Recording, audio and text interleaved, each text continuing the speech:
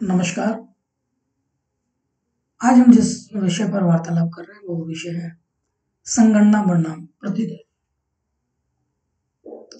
आंकड़ों का संग्रहण दो रूप में किया जाता है, प्राइमरी और सेकेंडरी। ये आप लोग जानते हैं, हम इस पर वार्तालाप कर चुके।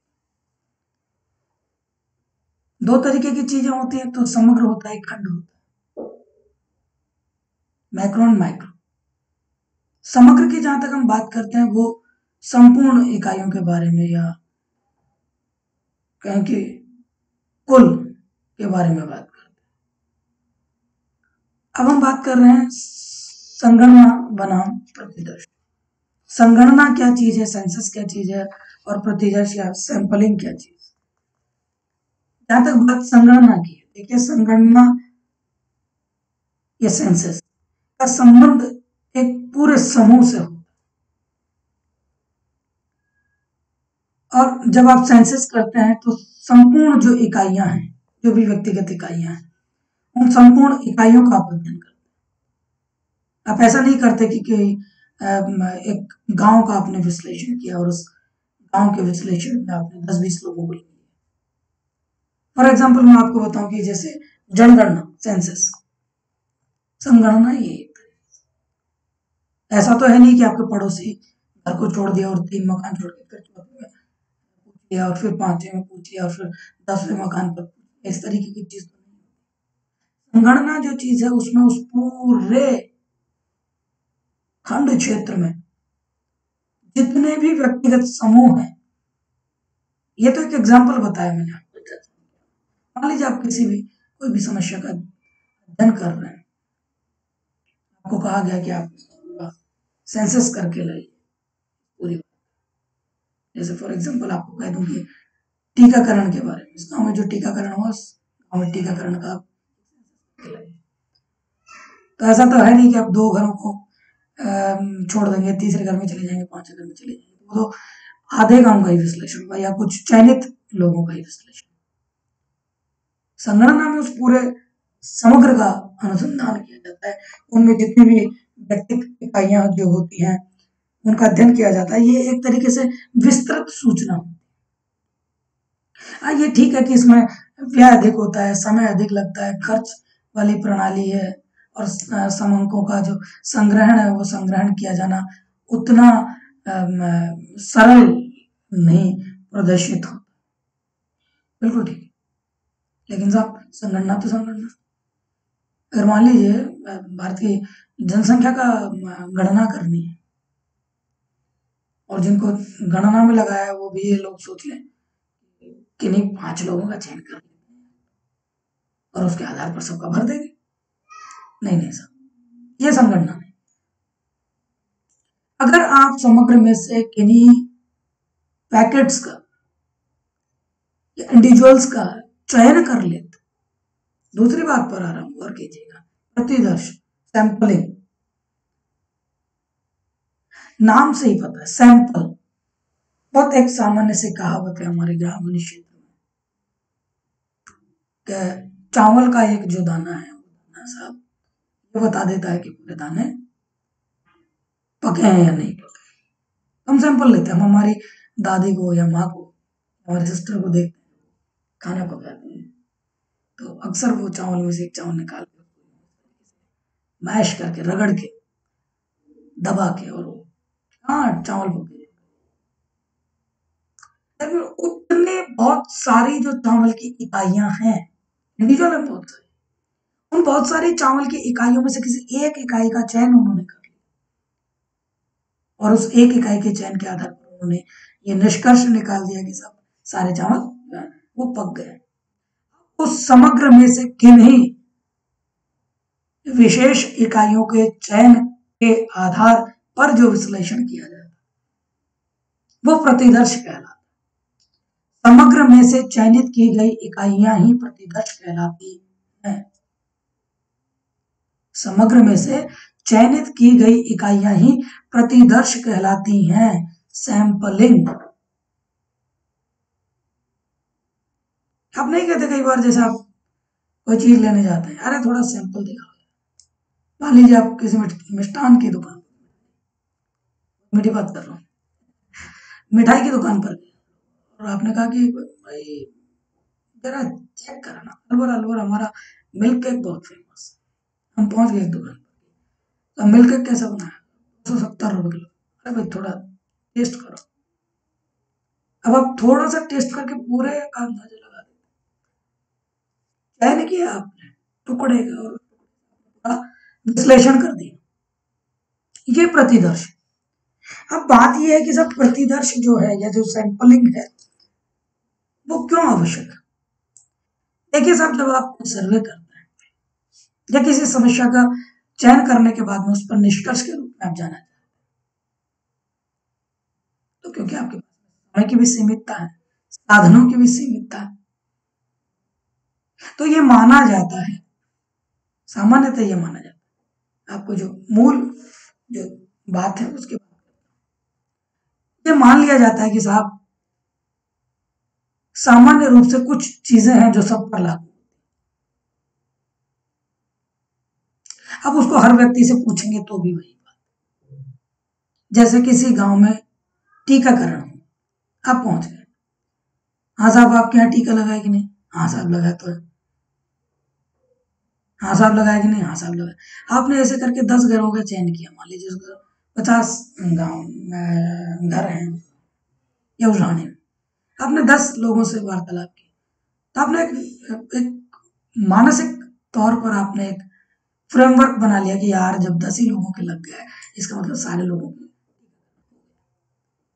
कौन कौन से टीके लग गए आप चयन करते, और इस आधार पर आपने चयन कर लिया कि ये जो समग्र में से ये कुछ पैकेट्स में जो इकाइयां हैं, ये इकाइयां उसी चीज को प्रदर्शित कर रही है, उसी चीज को बतला रही है जो सामान्य रूप से लागू है।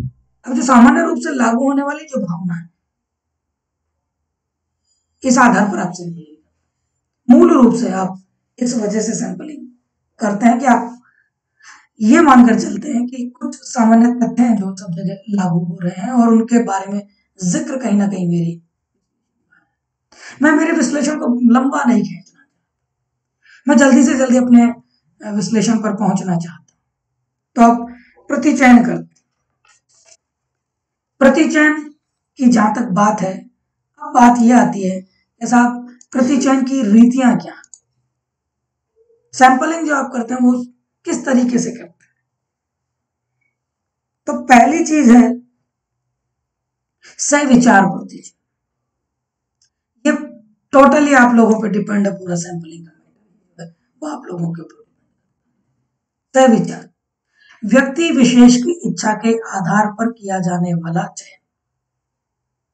आप फ्री हैं, आप अपनी इच्छा के आधार पर इकाइयों का चयन कर लेते हैं समग्र में से, और आप उनको पदों के आधार पर शामिल कर लेते हैं अपने विश्लेषण में। इसको कहते हैं सविचार। दूसरा है दैव प्रतिचयन, रैंडम सैंपलिंग। रैंडम सैंपलिंग जो है वो इस चीज को बतलाती है कि प्रतिदर्श निकालने के लिए आप सबसे अच्छे तरीके को शामिल करना चाहते हैं, जिससे आपके ऊपर किसी तरीके का आक्षेप नहीं लगे। सविचार प्रतिचयन में तो आप पर आक्षेप लग सकता है, हालांकि आक्षेप की जो बात है वो इस प्रतिचयन की सारी ही रीतियों में लगा जा सकता है कि आप बायस्ड हैं। अगर एक अनुसंधानकर्ता इन चीजों पर विचार करने लगे कि साहब मुझे लोग बायस्ड कहेंगे, तो वो अपना काम नहीं कर सकता। तो वो गधे और बाप बेटे वाली जो कहानी आप लोगों ने सुनी, अनुसंधानकर्ता भी इन चीजों का विचार नहीं करता, और जब वो निर्णय निकालता है तो उसमें बायसनेस का एक कोट निकालता है कि हो सकता है कि इतनी चीज में बायसनेस हो। वो अंतिम जब परिणाम उसके प्रदर्शित करता है तो कहीं ना कहीं उन्हें शामिल करता है, और अपने जो भी टूल्स हैं, जो उपकरण है जिनकी सहायता से वो निष्कर्ष निकालता है, उसमें ऑलरेडी उनको शामिल कर लेता।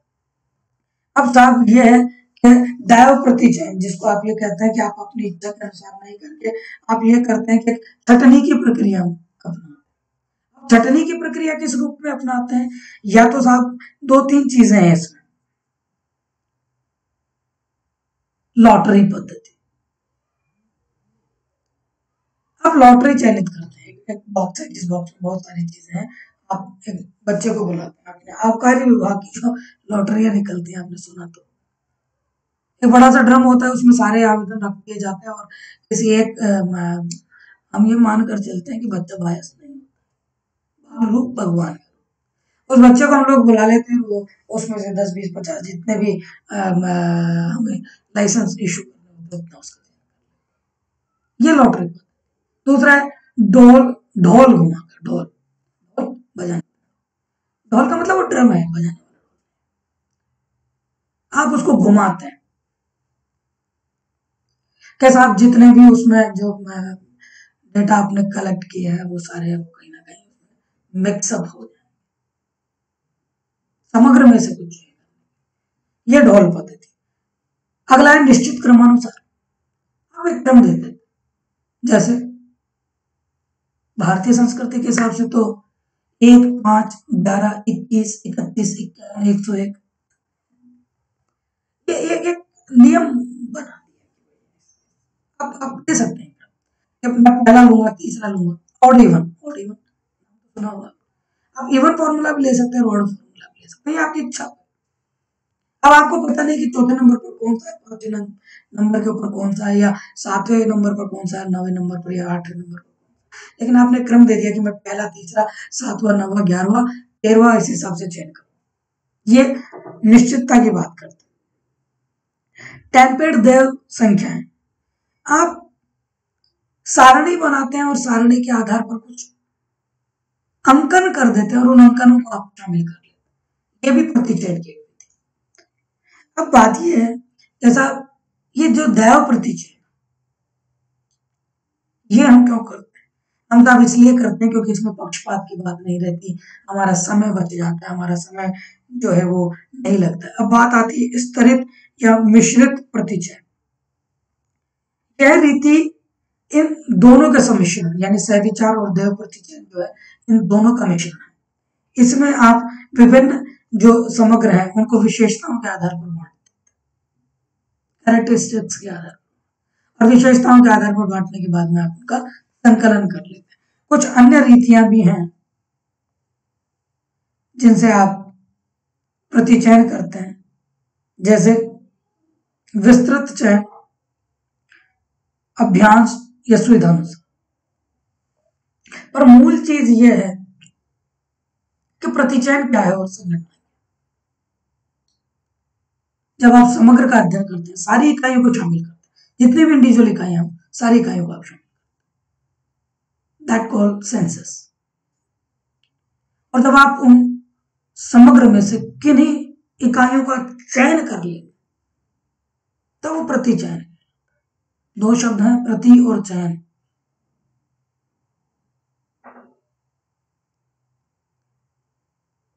आपके पास में उपलब्ध समग्र में से इकाइयों का किया गया चयन ही प्रतिचयन है। सामान्य रूप से बात, बहुत ज्यादा टेक्निकल चीज में हम लोगों को नहीं, सामान्य समझेंगे, सामान्य पढ़े, स्थायित्व का भाव रहता है। तो आपने समझा कि सेंसस और प्रतिचयन क्या चीजें हैं। धन्यवाद।